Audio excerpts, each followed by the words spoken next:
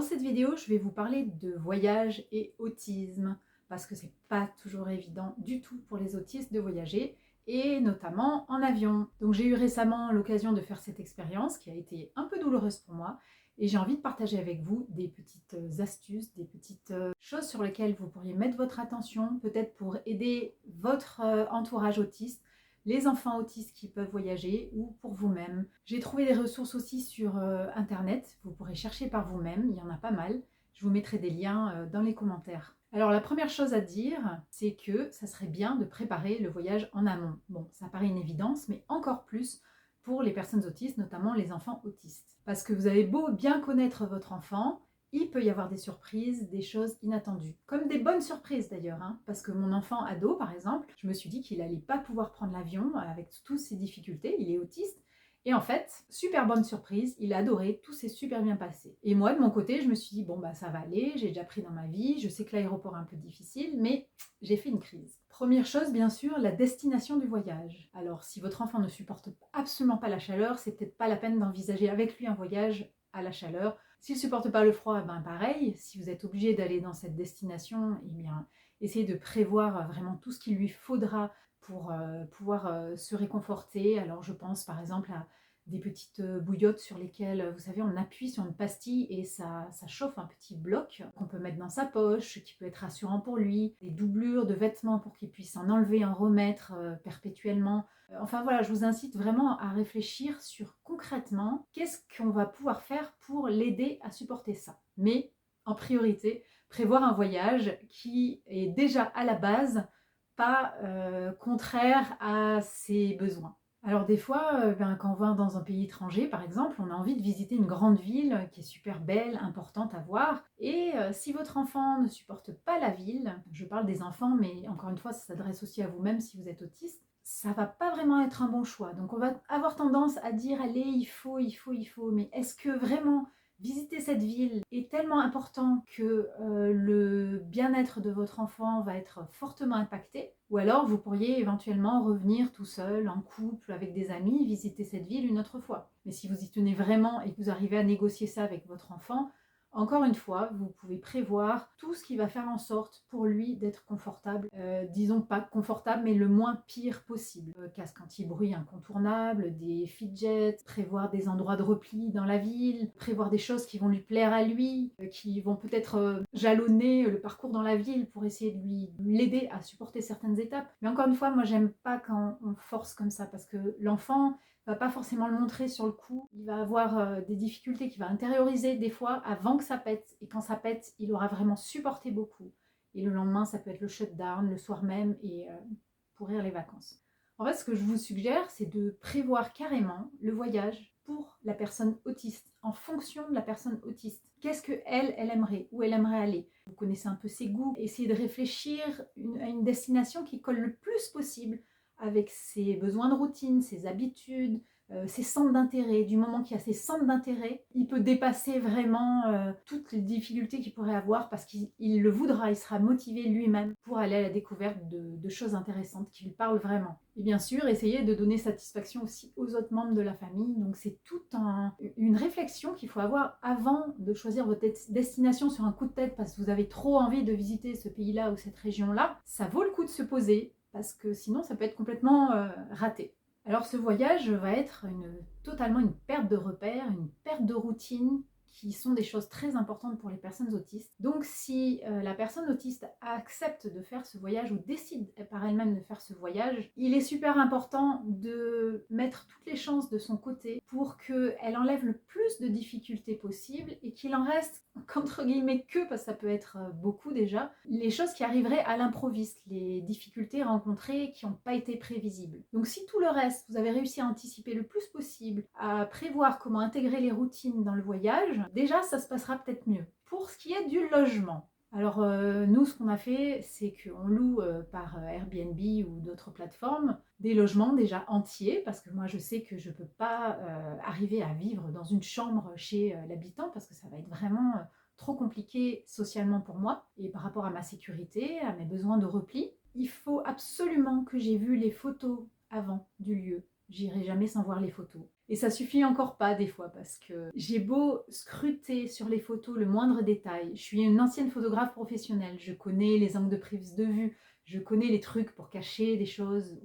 Voilà, donc j'essaye de regarder vraiment précisément les détails de la photo pour comprendre comment est agencé l'appartement, de voir aussi le matériel qui pourrait manquer. Ça peut être très important. Par exemple, si vous avez absolument besoin de café et qu'il n'y a pas de cafetière, ça peut être vraiment une source de douleur pour vous et une complication de voyage. Donc vraiment bien regarder quels sont le matériel présent et éventuellement passer un coup de fil, enfin communiquer avec la personne qui loue pour vérifier parce que des fois ils mettent qu'il y a quelque chose et ça y est pas. Tout ça c'est des conseils de bon sens, mais je trouve que c'est super important pour une personne qui a besoin d'anticiper et de se projeter, de pouvoir se projeter sur le lieu. Malheureusement ça demande beaucoup de boulot parce qu'on peut passer énormément de temps à choisir un logement. Et la première location, j'ai pas eu de surprise, vraiment c'était comme je l'avais bien vu.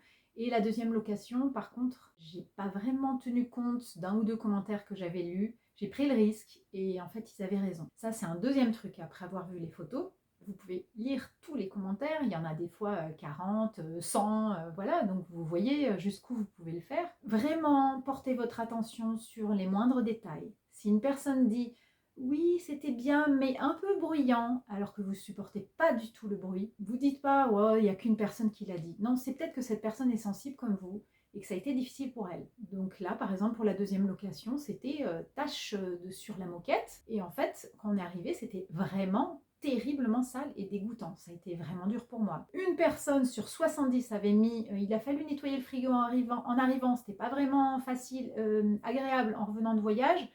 Et paf, le frigo, il était sale et j'ai dû tout nettoyer. À vous de voir ce que vous êtes capable d'appréhender en voyage après avoir déjà fait du trajet, être fatigué, changer vos repères. Si ça ne va pas encore mettre un coup de massue supplémentaire sur votre séjour. Si votre enfant a besoin de voir ses films en boucle et que, par exemple, la connexion Internet sera mauvaise, il faut y penser dans le logement.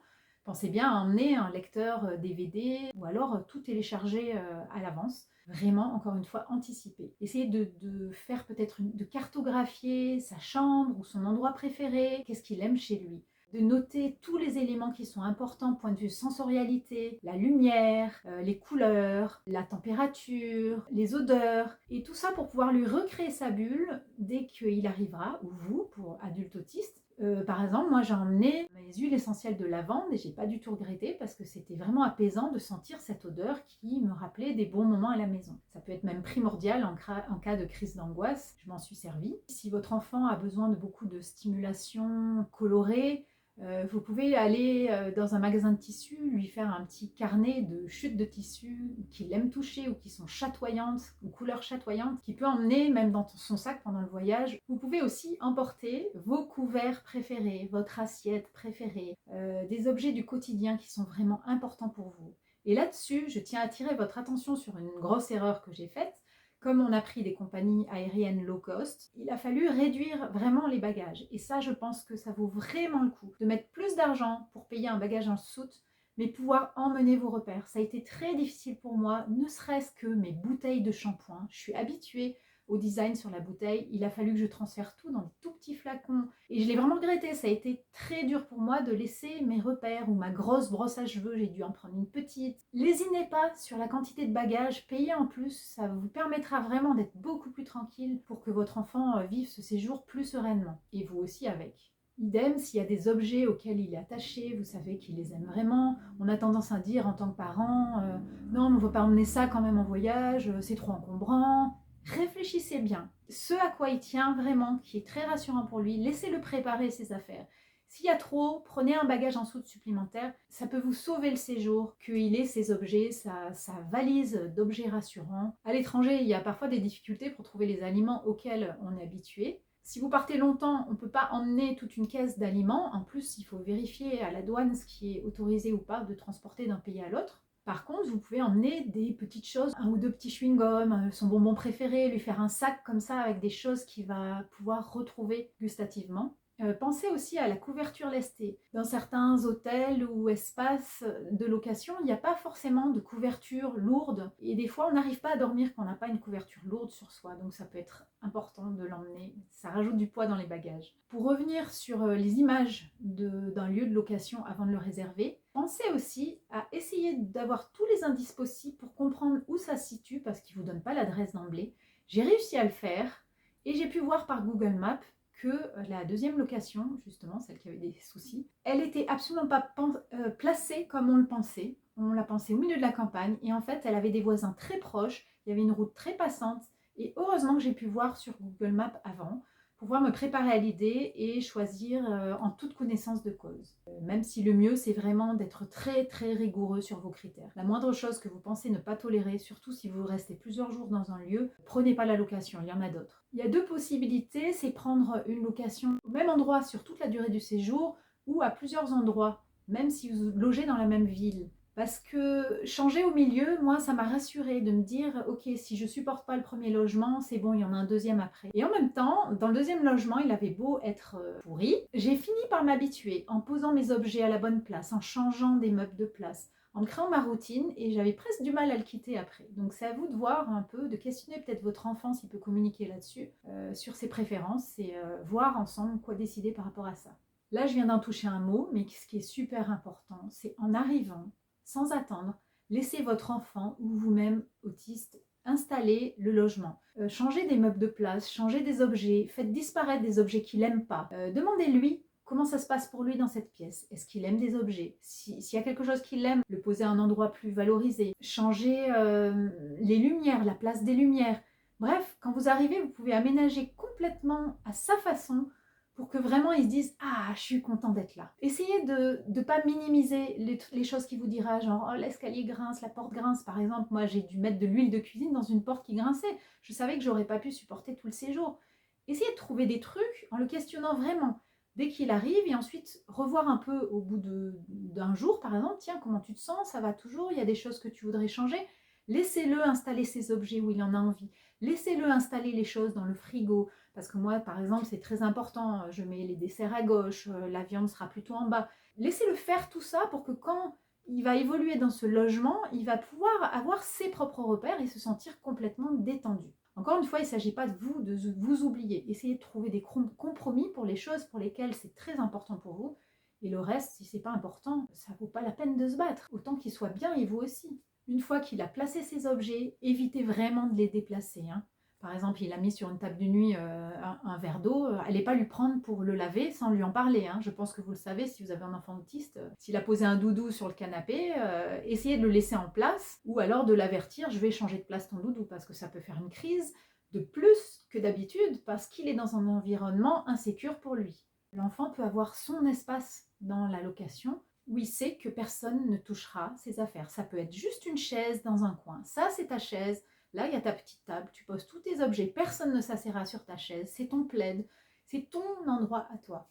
Attention quand on place un objet à un endroit dès le début, l'arrivée du séjour, parce que moi je rencontre ça avec mon fils notamment. Si ensuite je souhaite placer cet objet à un autre endroit, ça va pas le faire du tout. Quand vous arrivez, évitez de mettre des sacs à un endroit qui ensuite seront plus là. Allez directement dans les endroits où vous pensez aller ranger les choses. Les chaussures, mettez-les à l'endroit où vous pensez qu'elles seront tout le séjour. Parce que voilà, une fois qu'il sera habitué, même quelques heures, et que vous allez tout changer, ça va être peut-être la pagaille pour lui dans sa tête et ses émotions. Alors je reviens un peu sur l'alimentation. J'ai remarqué que moi, quand j'étais à l'étranger récemment, j'ai complètement perdu mes repères par rapport à l'alimentation. J'ai plus réussi à écouter mon corps parce que je suis très dans... J'écoute mes besoins, ma faim. Et là, j'ai perdu le contrôle, j'avais des impulsivités alimentaires, j'avais un besoin de me rassurer, parfois j'oubliais de manger, bref, c'était vraiment compliqué. Donc gardez bien un œil sur cette histoire d'alimentation, non pas pour mettre une pression mange, mange, mange, c'est pas ça, ou retiens-toi, au contraire, pour se dire, tiens, c'est la manifestation d'un mal-être et on va voir comment régler ce mal-être. Essayez plutôt de lui dire arrête de manger ou de cacher le pot ou quoi que ce soit, mais qu'est-ce que t'as? de lui dire tiens, j'ai remarqué que tu manges plus de Nutella que d'habitude, est-ce que tu es un peu plus anxieux, c'est difficile pour toi le voyage? En parler, tout de suite, ça soulage, ça fait retomber un peu la pression. Et voilà, soyez souple. Je trouve qu'il faut accepter que ça soit un peu en vrac, parce que ça l'aide à tenir le coup aussi. Alors souvent, les parents qui ont mis au point des routines pour leurs enfants sont très stressés de ça, parce qu'ils disent comment on va revenir à la routine après avoir tout fichu en vrac pendant un voyage. Ben oui, il faut le savoir que déjà le voyage en lui-même est quelque chose qui fiche en vrac. Donc il y aura forcément des changements. Demandez-lui ce qu'il en pense. Est-ce qu'il serait rassuré de garder la même routine qu'à la maison? Souvent, j'aime pas le mot routine parce que souvent c'est les parents ou les psys qui imposent la routine à l'enfant. Moi, je trouve qu'une routine se met en place toute seule. Il suffit juste de la garder précieusement pour en prendre soin et l'entretenir, puisque ça lui fait du bien à notre enfant, que de lui imposer une routine selon nos horaires, nos envies, ce que les psys disent, ce que la société attend, voilà. Mais bon, j'ai une vidéo sur les routines, vous pouvez aller voir. Renseignez-vous bien avant de partir sur quels aliments vous pouvez trouver sur place. La question se pose aussi sur les attentes, point de vue adaptabilité des autistes. Souvent, les personnes valides souhaitent que les autistes bouleversent un peu leurs habitudes pour apprendre à s'adapter. Donc moi, en tant qu'autiste, je témoigne que j'ai juste envie de ruer dans les brancards quand on me fait ça. Si je dois m'adapter, c'est parce que j'aurai une motivation pour, par exemple, faire ce voyage, parce que je l'aurais décidé sur ma bonne volonté, et il n'y a que là que ça peut marcher. Tout ce qui va me forcer pour m'adapter, genre on n'amène pas ton alimentation parce qu'il faut t'adapter, tu vas découvrir les produits du pays. Ouh, l'adaptabilité, c'est justement une difficulté des autistes. C'est pas pour ça qu'on a besoin d'y travailler. On y travaille si c'est une demande de notre part, j'insiste. Vous pouvez le faire participer aux courses aussi dans le pays étranger, si jamais il accepte d'aller en magasin, de trouver peut-être des choses qui ressemblent à ce qu'il aimerait manger. Je sais, ça peut prendre toute une après-midi, ça peut être très compliqué, j'ai vécu ça pour moi-même. Et après, par contre, c'est un plaisir d'avoir choisi et de se dire, de se réjouir de pouvoir être assuré point de vue nourriture. Alors si jamais il n'aime vraiment pas la maison de location en arrivant, qui fait des crises parce que c'est trop difficile pour lui, malgré le fait que vous ayez changé des choses, installé son coin, dans ce cas, soit vous décidez de changer, hein, tant pis pour les sous, souvent, il faut passer au-dessus et faire autrement. Son bien-être est prioritaire. Soit essayer d'apporter quelque chose de différent, point de vue ancrage. Je vous explique. Peut-être quand il est rentré dans cette location, il a vu tout noir, les lumières n'étaient pas allumées, ça peut lui donner un ancrage, comme si c'était une encre de bateau au fond du sol, comme quoi cette maison est pas bien. Donc ce que vous pouvez faire, c'est apporter une autre encre, joyeuse par exemple dans ce lieu, un pique-nique sur une couverture au sol, une fête avec de la musique à fond, regarder plein de dessins animés à la suite, enfin quelque chose qui va faire une nouvelle encre dans ce lieu très rapidement, apporter un nouvel événement joyeux qui lui plaira, qui va faire oublier l'encre précédente et rajouter une nouvelle encre positive cette fois dessus. Ah, j'ai oublié encore quelque chose sur l'alimentation. Si vous êtes amené à aller au restaurant, un truc super à faire, c'est d'aller voir en ligne. La plupart des restaurants maintenant ont leur menu en ligne. Vous pouvez voir avec votre enfant qu'est-ce qu'il pourrait éventuellement manger. Et dès qu'il est rassuré que ce restaurant convient, voilà, vous pouvez réserver et y aller en fait. En plus, on peut voir des photos du lieu. Laissez-le aussi choisir la place quand il arrive au restaurant. Souvent, les serveurs nous placent, mais il est toujours possible de dire on pourrait se mettre là plutôt, on préférait, voilà. Laissez-le choisir en arrivant où il se sent plus à l'aise. Donc pour revenir au logement, pensez bien aux 5 sens. Il ne suffit pas de constater que votre enfant est perturbé par le voyage, pique une crise, c'est normal, ça va lui passer. Essayez de vous intéresser vraiment précisément. Tiens, qu'est-ce qui se passe qui a déclenché cette crise? Est-ce que c'est le lavabo n'est pas propre? Est-ce que l'eau est trop chaude? Est-ce que la moquette est râpeuse?